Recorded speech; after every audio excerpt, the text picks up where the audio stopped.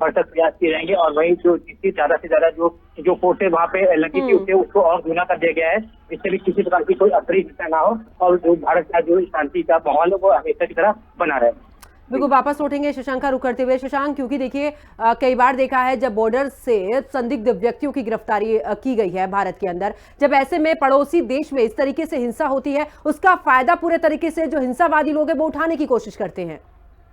बिल्कुल, बहुत सही कहा आपने कि जब ऐसी कोई भी राष्ट्र अगर है जिसमें इस तरह की अगर हिंसा होती है तो उसमें जो अराजक तत्व हैं वो बिल्कुल उसका लाभ उठाते हैं। ऐसे ही नेपाल में हुआ, नेपाल की जेलें टूट गई, जो कैदी वहां थे वो बाहर निकल गए। बांके जिले के पास भी जेल है, उसको भी कल देर रात जो है कैदी वहां से बाहर निकल गए। ये बिल्कुल सही है, किसी भी राष्ट्र के लिए बहुत ही घातक स्थिति है जब किसी विषय पर अगर हिंसा होती है तो उसमें जो ऐसे अराजक तत्व हैं वो जरूर अपनी रोटी उसमें सेकते हैं। और ऐसे ही नेपाल में भी हुआ है। तमाम ऐसे मिसक्रेंट हैं जो इसका फायदा उठाते हुए उन्होंने जो जंजिंग की जो हिंसा जो बात एक काठमांडू से शुरू हुई, पुलिस की गोली से एक छात्र को गोली लगी, उसका सर बिल्कुल जो है भेजा निकल गया बाहर, और वो हिंसा उसने इतने बड़ा रूप ले लिया कि अब वो हिंसा विषय ये जो सोशल मीडिया प्लेटफॉर्म न रह करके बहुत कुछ दूसरा भी हो गया। बात बड़ी ये है कि अराजक तत्व जो भी हैं उन्होंने बड़ी स्तर पर हिंसा की है। हिंदी खबर कैमरे में ऐसी स्थिति कैद हुई है, हम लोग अंदर जाके कैद किए, देखे कि कोई भी न चौकी बची, न पुलिस चौकी बची, ना ही कोई सरकारी कार्यालय बता। यहाँ तक कि एसपी को भी भाग के अपनी जान बचानी पड़ी। एक सीओ जो सीओ हैं उनको भी लोगों ने मौत के घाट उतार दिया। ये सब स्थिति नेपाल के अंदर हुई है। यहाँ तक कि हम लोग कैमरे में भी स्थिति कैद हुई कि जो वहां की सेना थी, जो पुलिस थी, वो भाग के बॉर्डर की तरफ आई है। हालांकि ये एक बहुत ही वैसा विषय होता है, लेकिन किसको कैमरे पर नहीं रहा, लेकिन ये जरूर है कि यहाँ के जो एसएसपी अपनी जो एसएसपी है उनको वाकई काबिल तारीफ है, जिन्होंने उनकी पुलिस वालों को भी सुरक्षित अपने क्षेत्र में खुद रखा और उनको सुरक्षित स्थान पर पहुंचाया है। हमने एक कस्टम अफसर हैं जो बंसार बोलते हैं, बंसार के जो सब सीनियर अफसर होते हैं, जैसे अपने कस्टम होता है वैसे वहां बंसार अफसर होते हैं, उनसे संवाद किया। वो अपनी गाड़ी में अपने जो कार्यालय कर्मचारी थे उनको लेकर के बॉर्डर क्षेत्र के अंदर बैठे हुए थे। जब हिंदी गवर्नमेंट ने संवाद किया तो वो भी बहुत डरे हुए थे, लेकिन एसएसबी ने उनको सहयोग प्रदान किया और रात भर वो भारतीय सेना में सुरक्षित रहे। ऐसी भी दृश्य हिंदी खबर रेडियो के ऐसे भी दृश्य देखने में आए हैं। हिंसा बहुत बड़ी है, नेपाल में हिंसा बहुत बड़ी है और अराजक तत्व ने इसमें पूरी तरह से इस हिंसा के अंदर उन्होंने अपनी रोटियां सेकी हैं। बिल्कुल, और आग में घी डालने का काम यहाँ पर जरूर किया गया। मैं वापस लौटूंगी आपके पास में और अजय का रुख करते हुए। अजय, क्योंकि बिल्कुल जिस तरीके से अभी शिवम की अगर बात करें या फिर बिल्कुल शिवम का रुख करते हैं। शिवम, क्योंकि अभी जिस तरीके से आप जानकारी दे रहे थे कि आखिरकार पूरे तरीके से देखा जाए तो यहां पर आग में घी डालने का काम जरूर किया गया है, लेकिन भारत ने हमेशा से ही साथ दिया है। और भारत की अगर हम सीमाओं की बात करें, क्योंकि बड़ा ही महत्वपूर्ण हो जाता है कि जब लोगों का आना जाना होता है तो ऐसे में अराजक तत्व बिल्कुल इसमें कोशिश करते हैं, लेकिन क्या अब चौकसी उस लेवल तक भी पहुंच चुकी है कि जहां पर पूरे तरीके से सख्ती रखी गई है कि अंदर प्रवेश जब होगा जब पूरे तरीके से चेकिंग हो जाएगी? ये आपको बता दूं, कहते हैं कि भारत और नेपाल का रोटी बेटी का साथ है, क्योंकि वहां से भी लोग यहाँ लखीमपुर के भी रोजगार के लिए आते हैं। लेकिन जिस तरह से नेपाल में हिंसा बढ़ती है, उस तरह से पूरा ध्यान रखा जा रहा है। जो भी वहां से आ रहे हैं उनका आई कार्ड चेक किया जा रहा है, बाकायदा उनकी गाड़ियों की चेकिंग करके आने और जाने दिया जा रहा है। वही एसपी किरी ने कहा है कि किसी भी प्रकार की कोई भी घटना होती है, हर व्यक्ति पर एक व्यक्ति पर नजर रखी जा रही है। अगर कोई भी किसी प्रकार का उपद्रव करने का प्रयास भी करता है तो उसको आसानी से सीमित कर लिया जाएगा। वही इस तरह से कोर्ट जो दूरी कर दी गई है, इसको लेकर हालात जो घटना हुई इसको लेकर काफी जो बॉर्डर है वो काफी अलर्ट मोड पर है। सारी एजेंसियां भी अलर्ट मोड पर है, लगातार जो है गश्त वगैरह कर रही है। बिल्कुल शिवम, वापस लौटेंगे अजय का रुख करते हुए। अजय, क्योंकि अब तमाम सीसीटीवी कैमरे लगाए गए हैं, ड्रोन से निगरानी रखी जा रही है कि देखिए भारत सीमा के पार होकर किसी भी तरीके से हिंसा नहीं होनी चाहिए, क्योंकि सोशल मीडिया का जमाना है। ये एक मैसेज बहुत बड़ी हिंसा को अंजाम दे सकता है।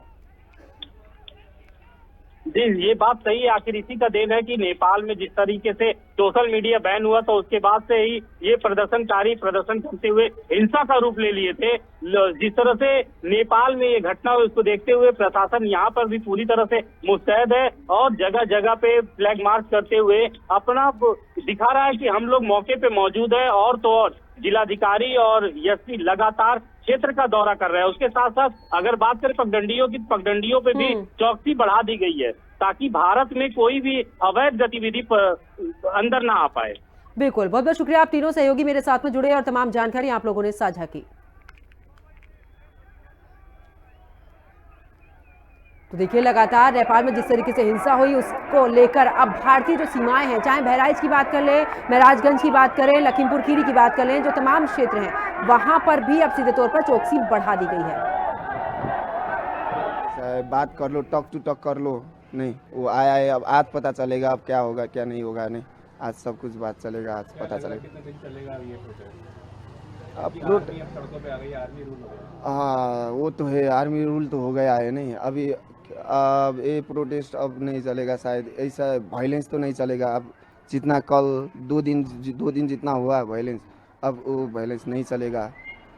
पर हम क्या चाहते हैं, देश में नया रूल्स आए, नया रेगुलेशन आए, यूथ अपने ही देश में कुछ कर पाए ना, इसलिए ये जेनजी का ये प्रोटेक्शन ये वो हुआ था। लेकिन अब केपी ओली भी भाग गया, हमारा नेता भी भाग गया, देश का भ्रष्टाचारी करप्शन वाला। अब हमको नया नेता चाहिए बस। हाँ, हम लोग पशुपतिनाथ के दर्शन और नेपाल घूमने के लिए आए थे, पोखरा वगैरह। क्या हुआ फिर, मतलब आप आए थे, कब आए थे? हम लोग 8 सितंबर को आए फ्लाइट से। हमने पशुपतिनाथ का दर्शन लिया, उसके बाद कल से यहाँ पे जो आंदोलन चालू है उसमें हम लोग पूरी तरह फंस चुके हैं। अभी हमारी वापसी कैसे हुई कि हमने इंडियन असेंबली में फ़ोन किया था, वो बोले कि आप जहाँ पे है वहाँ पे सेफ जगह रुक जाइए, आगे जो होगा हम लोग आपको बताएंगे। हम यहाँ घूमने के लिए आए थे, फ्रेंड्स लोग 15 लोग थे। 8 तारीख को आए प्लेन से। यहाँ बहुत हिंसक वातावरण है, यहाँ आंदोलन चालू है। यहाँ नेपाल का राजनीतिक पॉलिटिशियन से बहुत दिक्कतें हो रही हैं। 8 दिन के लिए आए थे, लेकिन यहाँ पे घूमने का सिचुएशन नहीं है। अब यहाँ से जल्द निकलने के लिए हम ट्राई कर रहे हैं। हमने इंडियन असेंबली से कांटेक्ट किया है, वो बोले सेफ जगह रखो, उधर रुको, लेकिन ये प्रॉब्लम बहुत सिचुएशन आउट ऑफ कंट्रोल हो रहा है।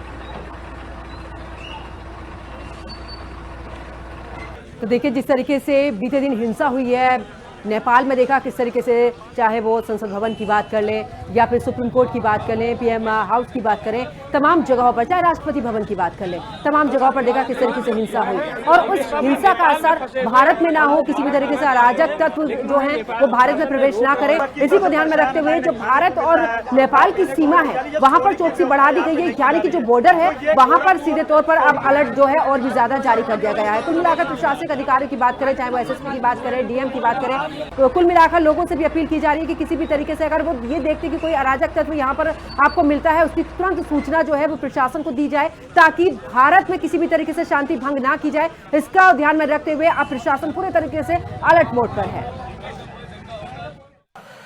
सीमा पर पूरी मुस्तैदी कर दी गई है। जिस जगह पे मौजूद है ये भारत नेपाल का अंतर्राष्ट्रीय सीमा सनौली है। हम आपको तस्वीरों में दिखा दें कि यहाँ पे सुरक्षा बल, अगर भारत की बात करें तो पूरी तरह से तैनात दिख रही है। चाहे एसएसबी हो, पुलिस हो या फिर जो सुरक्षा एजेंसियां यहाँ पे रहती हैं, सभी पूरी तरह से मुस्तैद दिख रही हैं। और अगर हम नेपाल की बात करें, नेपाल में अभी थोड़ी देर पहले जो भारत के ट्रक ड्राइवर गए थे, उनका कहना यह है कि नेपाल में जो हम लोग फंसे हुए हैं, हम लोग को भारत में आने की अनुमति दी जाए। यहाँ के प्रशासन ने उनको अनुमति दे दी है। उनका कहना यह था कि नेपाल में जहाँ एक तरफ सरकार उनकी मदद नहीं कर पा रही है, वहाँ के शासन प्रशासन अपनी खुद की मदद नहीं कर पा रहे हैं, तो ऐसे में वो उनकी मदद कैसे करेंगे। भारत नेपाल की अंतर्राष्ट्रीय सीमा से हिंदी खबर के लिए अजय जायसवाल।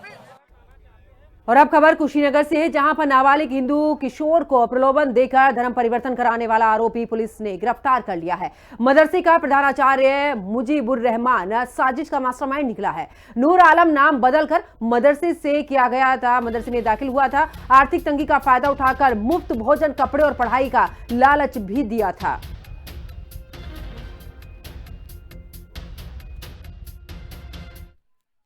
महिला श्रीमती राबड़ी देवी पत्नी महेंद्र कुशवाहा निवासी मनसा छापर थाना हनुमानगंज द्वारा सूचना दिया कि उनके पुत्र को कुहरगड्डी थाना खट्टा के